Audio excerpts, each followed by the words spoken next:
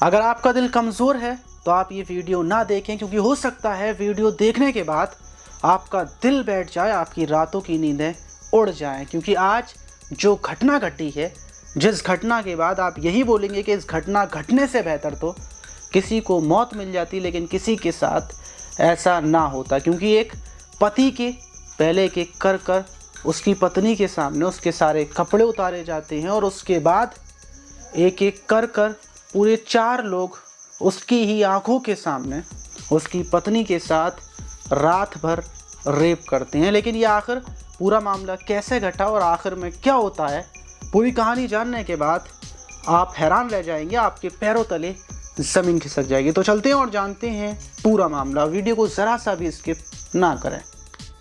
मेरा नाम माज है। अगर आपको हमारी वीडियोस से कुछ सीखने को मिलता हो तो नीचे लाल वाले बटन को दबाकर चैनल को सब्सक्राइब ज़रूर कर लीजिएगा। तो घटना राजस्थान के सिरोही ज़िले के रोहिड़ा थाना इलाके की है। वहां 12 नवंबर की रात लगभग 1 बजे के टाइम पर वहां के पुलिस थाने में एक फ़ोन आता है और पुलिस को सूचना मिलती है कि रोहिड़ा थाने में एक घर में चोरों ने चोरी कर ली है। फ़ौरन पुलिस की एक टीम उस घर में पहुंचती है और फैमिली वालों से पूछताछ करती है कि कितने चोर थे, कितनी चोरी हुई है।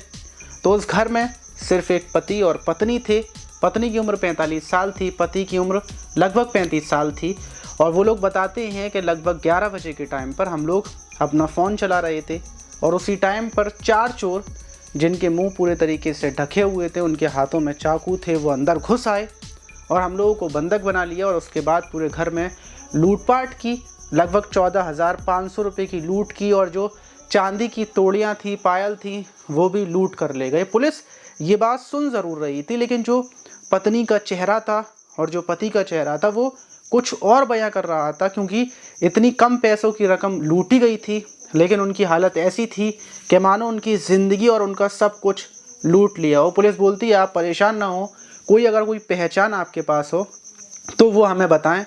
तो वो बोलती है महिला कि एक कागज़ का ये टुकड़ा मिला था जिस पर नाम लिखा हुआ था, और ये भी बताती है कि उसमें से एक चोर के हाथ पर कुछ सफ़ेद सफ़ेद निशान भी था। पुलिस वहाँ से चली जाती है। पुलिस बोलती है कि हम छानबीन करते हैं और जल्द चोरों को गिरफ्तार कर लिया जाएगा। पुलिस वापस थाने आ जाती है, लेकिन उसके बाद दूसरा दिन गुजर जाता है और बल्कि पूरे 2 दिन गुजर जाते हैं और जो शख्स था जिसके घर पर चोरी हुई थी, ना ही वो थाने में पहुंचता है, ना ही उसके बाद वो पुलिस से कोई बातचीत करता है।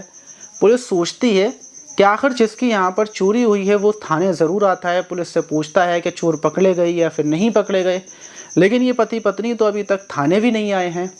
तो पुलिस की एक टीम 2 दिनों के बाद जब उस शख्स के घर वापस पहुँचती है तो वहाँ के आसपास के लोगों से पता चलता है कि इन लोगों की यहाँ पर चोरी हुई है और चोरी होने के बाद ये अपने घर से बाहर नहीं निकले हैं। पुलिस हैरान हो जाती है, क्या आखिर मात्र 14,000, ज़्यादा से ज़्यादा 20-30 हज़ार की चोरी होने के बाद ये लोग इतने ज़्यादा गहरे सदमे में कैसे चले गए कि अपने घर से बाहर नहीं निकले, किसी ने इनको दरवाजे पर तक आते हुए नहीं देखा। और पुलिस जब उनके घर पहुंचती है, अंदर जाकर देखती है तो दोनों अंदर कमरे में ज़मीन पर बैठे हुए थे और रो रहे थे।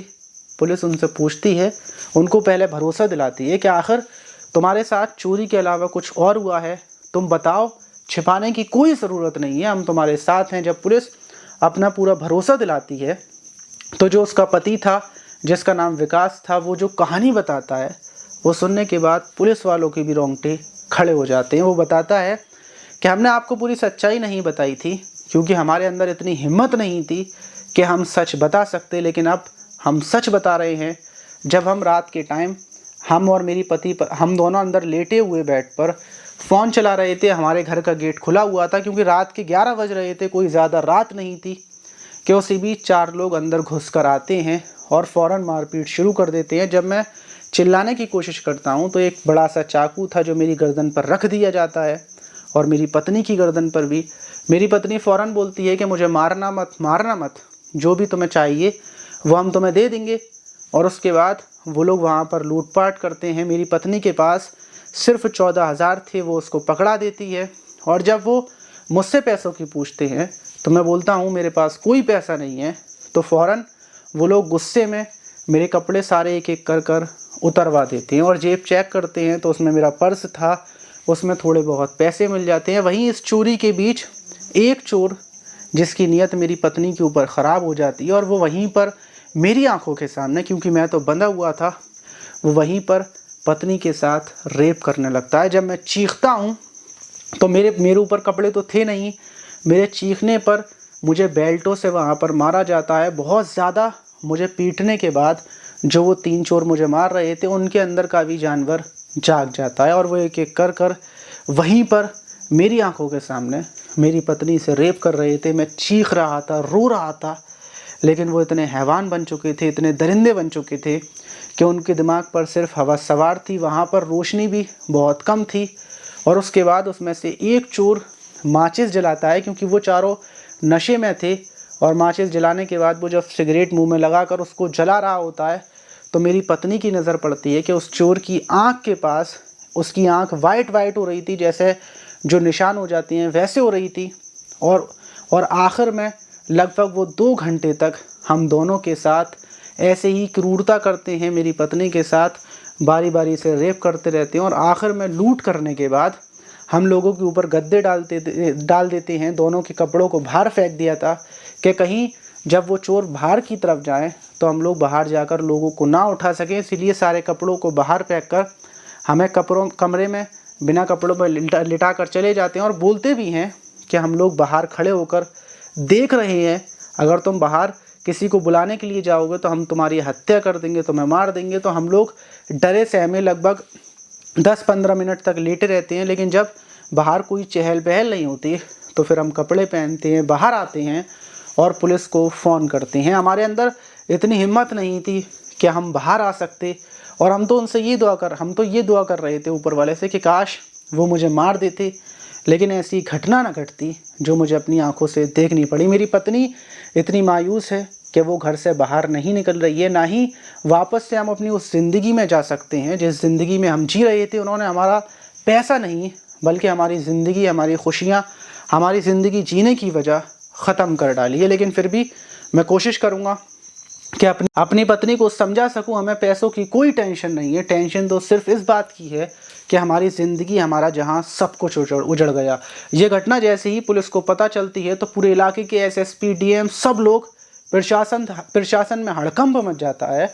और जो आँख का निशान बताया था उसी के ज़रिए जितने भी वहाँ के गिरोह थे, जितने भी बदमाश थे, पुलिस उनकी पूरी सूची निकालती है। और पुलिस को पता चलता है कि जो चोर हैं वो 2-2 बल्कि 4 चोर थे उसमें 2-2 सगे भाई हैं। और पुलिस 3 चोरों को गिरफ्तार कर लेती है, उस इंसान को भी गिरफ्तार कर लेती है जिसकी आंखों पर वाइट निशान से। उनसे पैसे बरामद कर लिए जाते हैं। फिलहाल में एक चोर को ढूंढा जा रहा है, उसको भी गिरफ्तार किया जाएगा। और पुलिस जो महिला पुलिसकर्मी थी वो भी महिला को दिलासा देती हैं, उनको समझाती हैं और बराबर उनका ढाढ़स बांधा जाता है। उनसे बोला जाता है कि आप अपनी ज़िंदगी वापस से शुरू करें। जिन लोगों ने आपके साथ बुरा किया था वो सारी ज़िंदगी जेल में रहेंगे। लेकिन इस घटना घटने के बाद जितने भी लोग थे उनके दिल मायूस हो जाते हैं। यकीनन ये घटना सुनने के बाद आपको भी बहुत ज़्यादा उदासी, मायूसी हो रही होगी, क्योंकि जो चीज़ जो हम बर्दाश्त भी नहीं कर सकते वो हम अपनी आँखों के सामने होते हुए देखते हैं। अगर हम देखना ना भी चाहें फिर भी देखना पड़ती है, तो इंसान ऐसे वक्त में मजबूर हो जाता है, इतना ज़्यादा मायूस हो जाता है कि ना ही वो मर सकता है और ना ही मार सकता है। लेकिन बड़ी बात है कि ऐसे हैवान दरिंदों को सिर्फ जेल की सज़ा मिलनी चाहिए, या फिर कोई और भी ऐसी सज़ा मिलनी चाहिए जिसके बाद कोई अपराधी गुनाह करने से पहले 100 बार सोचे। आप इस घटना पर क्या बोलना चाहेंगे कमेंट बॉक्स में ज़रूर बताइएगा। मिलते हैं किसी और वीडियो में।